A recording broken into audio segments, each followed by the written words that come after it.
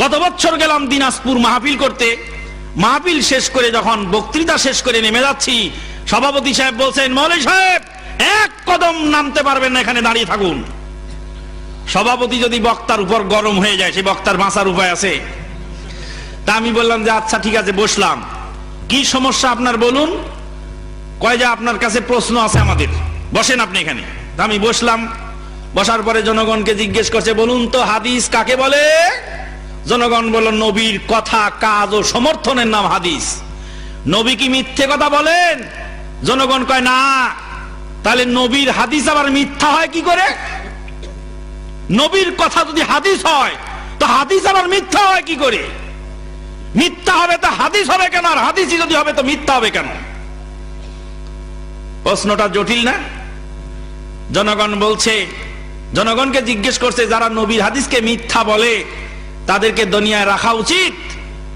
দিনাজপুরের ভাষায় দিনাজপুরের লোকেরা বলছে, এ ধরনের লোককে জিন্দা দাফন করা উচিত। তা আমি বললাম যে শুনুন, বললাম চাচা আপনার কি কথা শেষ হয়েছে? উনি বললেন হ্যাঁ শেষ হয়েছে। তা আমি বললাম যে আমার কাছে শুনুন, নবীর হাদিস তো, নবীর বাণী তো হাদিস, কিন্তু নবী কাকে বলে সেটাও তো একটু জানা দরকার। নবী না চিনলে তার হাদিস চিনা যাবে না, তাই না? বললাম নবী কাকে বলে? আল্লাহ যাকে নবুয়ত দেন তিনি হলেন নবী। গোলাম মোহাম্মদ কাদিয়ানী মিথ্যা নবী না সত্য নবী? মিথ্যা নবী। তো মিথ্যাই যদি হবে তো নবী হবে কেন? আর নবী যদি হবে তো মিথ্যা হবে কেন? আল্লাহ যারে নবুয়ত দেয় সেই তো নবী হয়। গোলাম মোহাম্মদ কাদিয়ানী মিথ্যা নবী হয় কেমন করে? নবী আবার মিথ্যা হয় কেমনে?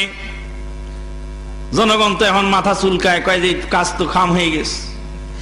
নবী যদি মিথ্যা হতে পারে তাহলে বুঝতে হবে মিথ্যা নবীর বাণী হলো মিথ্যা হাদিস, আর সত্য নবীর বাণী হলো সত্য হাদিস।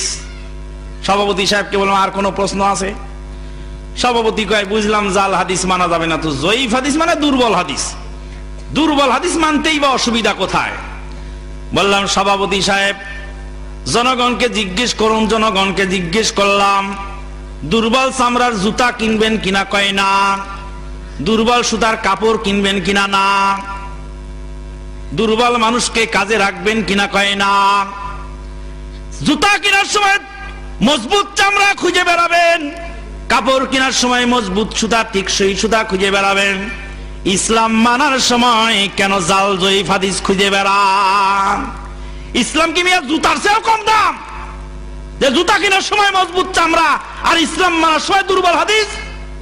এই বানাওয়াট কিচ্ছা কাহিনী বাদ করেন বলে আমি স্টেজ থেকে নেমে গেলাম। যিনি সবার আয়োজন করেছিলেন তিনি সভাপতি সাহেবকে বললেন, তুমি একটা বেয়াদব সভাপতি, তুমি সভাপতিগিরি কিভাবে করতে তা তুমি জানো না। তারপরে চলে আসলাম।